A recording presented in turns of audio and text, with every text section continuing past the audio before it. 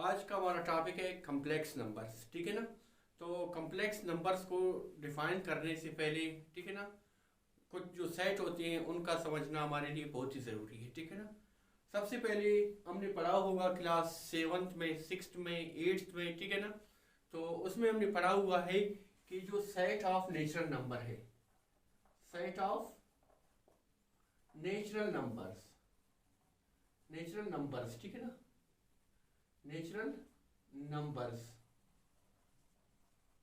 इसको हम capital N से डिनोट करते हैं। क्या करते हैं? कैपिटल एन से डिनोट करते हैं।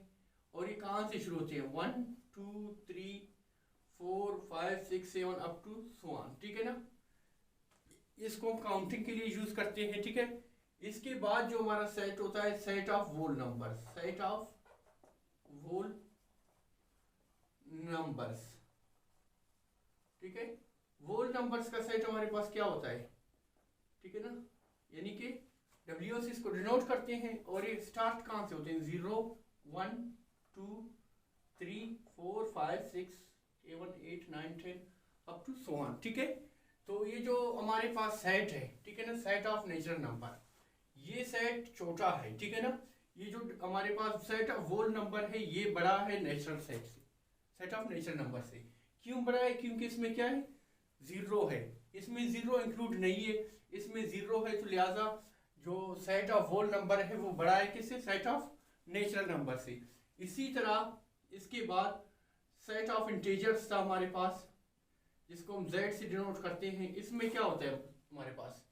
0 plus minus 1 plus minus 2 plus minus 3 plus minus 4, इसी तरह अप टू सो ऑन।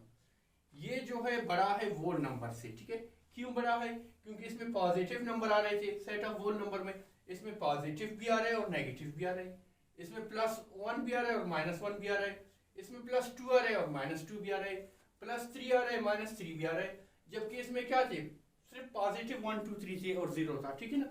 तो लिहाजा ये जो सेट है ये बड़ा है किससे? सेट ऑफ होल नंबर से। ठीक है। फिर इससे एक और बड़ा सेट हमारे पास होता है, सेट ऑफ रेशनल नंबर। ठीक है। Set of rational numbers, rational numbers. ठीक है। सेट ऑफ रेशनल नंबर हमारे पास कौन से होते हैं? यानी कि दोज नंबर्स, ये मैं रिकॉल के लिए अपलोड कर रहा हूं, those numbers which can be written in the form of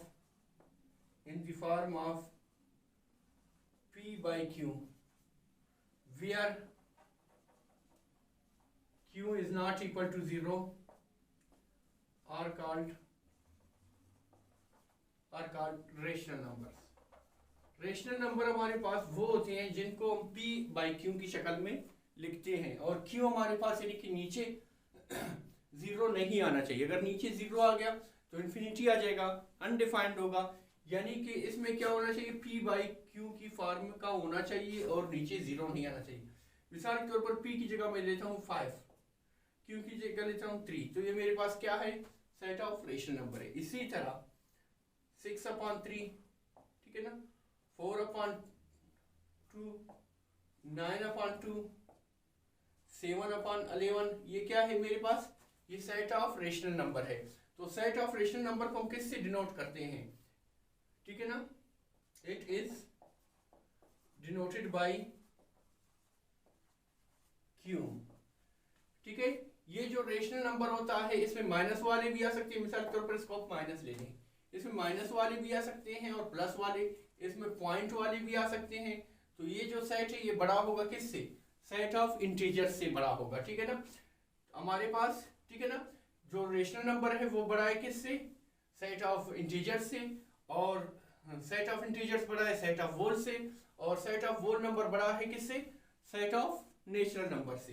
फिर इसके बाद हमारे पास आता है set of irrational numbers, irrational numbers. Irrational numbers का डेफिनेशन सेम इसी तरह है। सिर्फ उसमें क्या है, वो नंबर जिनको हम p बाई क्यू की शक्ल में नहीं लिख सकते हैं, जो p बाई क्यू की शक्ल में नहीं लिखे जा सकते, उनको हम क्या कहते हैं, उनको हम कहते हैं इर्रेशनल नंबर। इसको जाहिर हम किससे करते हैं, q डैश से, ठीक है, किससे जाहिर करते हैं, q डैश से। तो जो है हमारे पास q डैश से इसको डिनोट करते हैं, जैसे कि √3 है, √2 है, √5 है, ये हमारे पास क्या है, ये रूट से नहीं निकल सकते, पॉइंट में आएंगे, रिपीटेड हो जाएंगे, तो ये हमारे पास क्या है, सेट ऑफ इर्रेशनल नंबर है, ठीक है ना।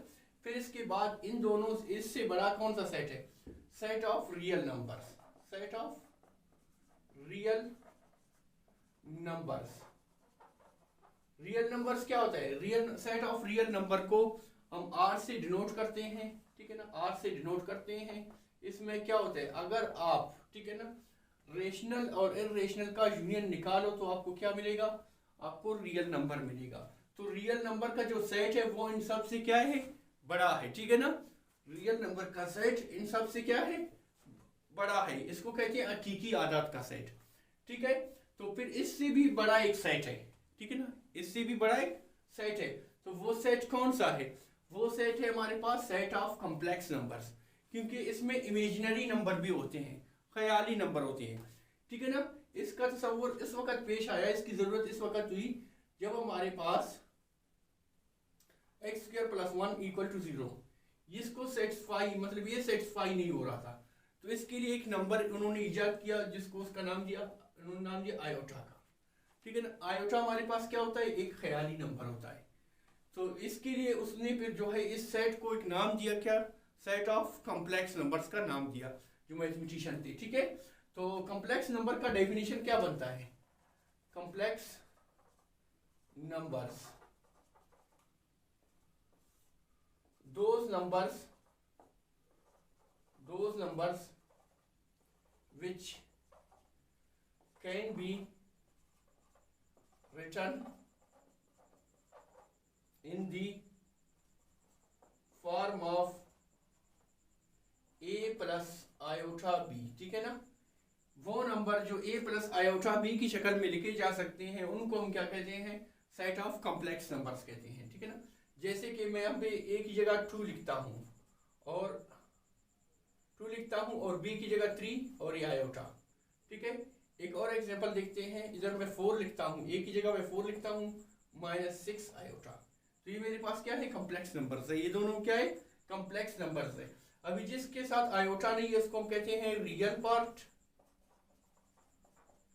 ठीक है ना, जिसके साथ आयोटा नहीं है वो रियल नंबर है, लिहाजा हम उसको क्या कहेंगे, रियल पार्ट कहेंगे। और जिसके साथ आयोटा है, आयोटा एक इमेजिनरी नंबर है, उसको हम क्या कहेंगे, इमेजिनरी पार्ट, इमेजिनरी पार्ट, ठीक है।